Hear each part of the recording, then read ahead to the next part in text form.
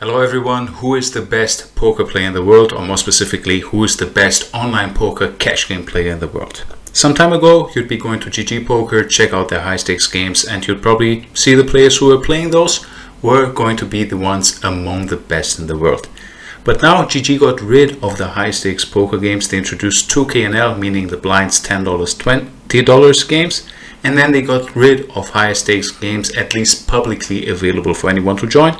Now they are private games and you need to get invited to play to them. So not necessarily the players playing there are the best anymore. So let's open a 2K&L table here that GG has recently introduced. And let's find out whether the best players in the world are playing these games. What would you do? You open the table and you observe a little bit. You see some guy, open size $46, whatever. Can you really find out who is the best among them? Do you need to observe who is playing most often? It's not like other sports where quite easily you see who is the best. Of course, if someone is terrible, you will find out quickly. But just from observing these tables a little bit, you won't know who is the best. Therefore, observing these games endlessly will not give you the answer, and what you need to do instead is you could have a look at stats of players, find all the stats that you see, and check out who is playing stats what. Closest to theoretical correctly stats? Is the player who has closest to GTO stats the best player in the world? Well, possibly not, because we have to exploit players, right? So when you're playing against a recreational player, you won't use pure GTO stats against him. So even if you look into stats, yes, the best players will have a certain range of stats, but still there can be some deviations and you won't know for sure who is the best, even if you have high samples on them and see the stats. So you need to take into account showdowns, check out a few showdowns, how people were playing against weaker players as well.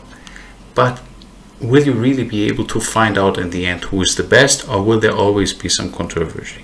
There will be. So it's really hard to just tell this guy for sure is the best by looking into stats or hand analysis. Especially because also against regular players, you will sometimes have to deviate to be the best player in the world. So what is possible that on a table with 6 very good players, it is possible that on a table where there's only regulars player A would have a higher win rate than player B. But then if you take player A and player B and put them into a different table where the rest of the table, so the other 4 players, are very weak players, it is possible that player B would have a higher win rate than player A. So one may be better at playing close to GTO strategy, the other player may be better at exploitative poker. If they're playing against each other heads up, maybe player A could be beating player B. But maybe if these players just playing 6 max, player B is better than player A. So there are a lot of factors to consider, and it is really hard to determine who indeed is the best player. So what should you do instead? You have to see who has the highest hourly win rate. It is also possible that some player who regularly plays at the high stakes, which you are observing to find the best player in the world, is not the best player, because in lower stakes games you have higher volume, you have weaker opponents, and therefore maybe you can play many more hands per hour and have higher win rates, and therefore end up making more money than at the higher stake. This is not common, okay? Usually the higher the stake, the more you make money.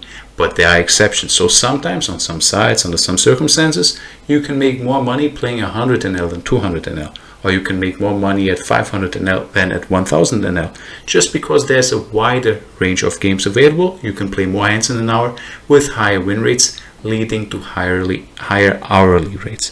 And the goal in this game is not to win the biggest pot possible. It is to make the most money per hour possible, and ideally if you can also with lower variance. So if your hourly is quite similar between 2 options, you'd probably take the game with the lower variance. The mistake some of the people who contact me make is to think that poker is like a regular sport, for example, where you need to play at the highest level necessarily, you need to play against the best, you need to compete against them to be the best, because that's in the end what the goal is. No, the goal is to make the most money, and it is not always made by just playing the highest stakes against the best players. So there are different skills in this game. You need to be sure to know theory well, to be able to play close to theoretical optimal strategies against other good opponents. But you also need to find out how to play exploitative poker. You need to find out which the best sides is, how their rake structures work, because on some stakes there are games at high stakes, but the rake structure is so bad, you pay so much rake that in the end your win rate is going to drop. You need to take into account how to find the best players, which time, the weakest players, the weakest opponents, so the best tables, which time of the day to play. You need to be good at performance. Even if you have the technical skill, you need to know how long should your session length be. How many tables are you going to be playing at the same time? It's needless to say, if player A is better than player B, playing one table only. But isn't it possible to imagine that if both of them were playing at 12 tables at the same time, maybe player B is going to beat player A. So it's possible that player A is slightly better technically than player B, both at playing GTO strategies, exploitative strategies, but player B is better at the performance and is really performing up to the highest level always, whereas player A could be struggling to perform when he has to take decisions very quickly. So some people could be good theoretically speaking, they know what to do if they have time to think, and the other player, they lose slightly less, but even if they have very fast decisions, they always get it right. So to find the best poker player, it's pointless to just look at he has the best GTO stat, he talks fancy, he knows this and that. No, you need to check out players who play a high volume, because of course if there's low volume, you will have variance, you will have deviations on the results just based on luck. But players who play a lot of hands, you need to find out who is making the most money per hour. This is the best player in online poker. Of course, live especially, there are factors who gets invited to the weakest games and therefore someone is making more, but not because he's better, but just because he happens to have contacts. Then you could argue it's also a skill to have contacts. Yes, but not everyone is born equal. So some people, they just have, contacts, not because of their skill, but because they just happen to know people for a coincidence. But online, at least in the standard online poker games, you can just join them. Anyone can join them. So more likely than not, who has the highest hourly is really because he is the best player. So now you who are wishing to become a profitable player and making a good income of this game, don't worry about I need to reach this win rate. Well, would you rather have 5 big blind per 100 playing one table, or would you rather have 1 big blind per 100 playing 20 tables at the same time? You get what I mean. Your goal should not be to just play against certain players, to reach something specifically. Your goal needs to be to become overall solid, exploitative game, theoretical play, performance, game selection, knowing your limits, and know how to maximize your income. And if you maximize your hourly income, then you're doing the best you can.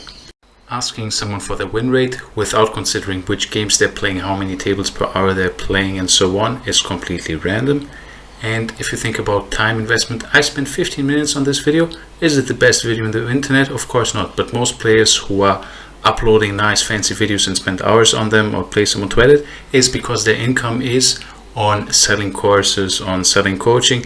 My main income is playing poker, and this is why I'll be away from the 20th of December until the whole month of January. I'll be going on a live poker trip. I might make a video about this in the next one. So if you want to get coached by a poker player, you can send me a message as soon as possible if you want the sessions for this month still or December, otherwise February onwards. If you want to increase your earnings by increased rakeback deals or a discount on GTO Wizard, have a look here in my comments. I'll leave you links for both the rakeback deal and discount on Wizard.